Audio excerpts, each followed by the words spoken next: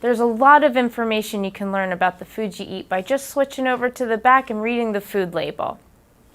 So on our food label, you actually want to start up at the top. This is the most important piece. It tells you the serving size and the servings per container. Too often we're not paying attention to this, but all of the information on the label is in relation to just one serving size, and so it can completely change the nutritional value. So the serving size is the amount that you are intended to eat. If you eat more than one serving size, all of the information will double or triple depending on how much you are eating. You also want to pay attention to the servings per container, because not everything is meant to be eaten in its entirety. If you eat an entire package and it has 8 servings, all of those calories are multiplied by 8, and then you could have eaten your whole day's worth in just one sitting. Next does come the calories. This is the most important piece when it comes to weight maintenance, gain, or loss, because the energy in versus your energy out is how we maintain, gain, or lose weight. How the calories are made up of is starting with fat. We're not actually worried so much about total fat as we are about the types of fat in our food.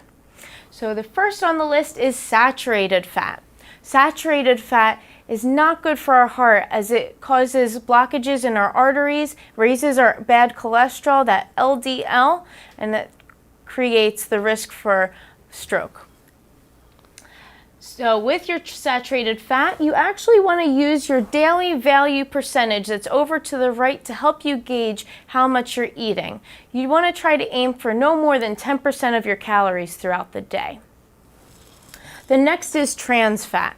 Trans fat is actually a little worse for the heart than saturated fat because not only does it raise our bad cholesterol, it also will lower our good cholesterol, the HDL. So it's a double hitter on the heart. It's so bad that we actually want to limit our consumption to no more than 2 grams in a day. The tricky part is sometimes it says 0 even though there's trans fat in the food. If there is less than 0.5 grams, the food companies can actually list it as 0. So we need to be smart and educated on what foods contain trans fat. Trans fat is found in any foods that have been deep fried, any of your bakery items, and actually margarine. You can also read your ingredients label for the words hydrogenated oils.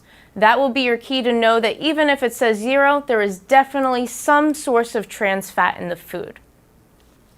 The next fats sometimes listed, and that is up to the food company, and sometimes they are not there, and that is your unsaturated fats. There's 2 different types, polyunsaturated and monounsaturated. We want to increase our consumption of fats in the unsaturated type as this will lower our risk for heart disease. The next item that we're concerned about is sodium. Sodium raises our blood pressure and puts us again at risk for heart disease. So we want to limit to 1,500 milligrams in a day. Now, this is actually pretty low despite how the number sounds very high because most of us in America are consuming around 4,000 milligrams. So if we can at least limit down to 2,400, that would be helpful. Just to put that in perspective, just a little teaspoon of salt, the very tip of your finger, is 2,300 milligrams. So it's not that much. Next, you have total carbohydrate. So carbs are great, but we need to make sure that we're eating the right types of carbs. How we gauge how good of a carb we are eating is by using the fiber and the sugars. Fiber is great. We need to aim for women 25 grams in a day and men 38 grams in a day. This food item will help us lower our bad cholesterol, the LDL cholesterol, so it lowers our risk for heart disease. It also promotes gut health. It's the food for that good gut bacteria, and it also promotes regularity. With your sugars, you want to make sure that you're paying attention to the types of sugars. So sometimes on a label, like the one I have here, they have been switching over to show you not just with all sugars, but which ones are added, as there are naturally occurring, and there is the refined sugars as well that can be added into a food for some extra sweetness.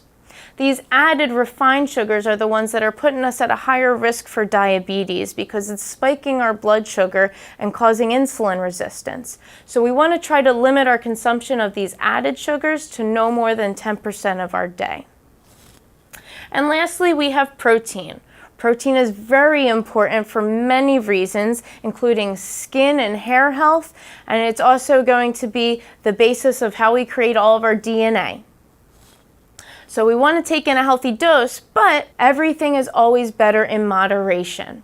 We should be aiming for no more than 20 grams at a mealtime because that is all we really need, which can be found in just 3 ounces of meat.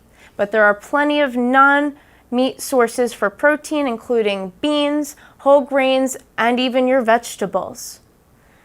So, next time you pick a food, check the label so that you know how your body's going to react so that we can be as healthy as possible.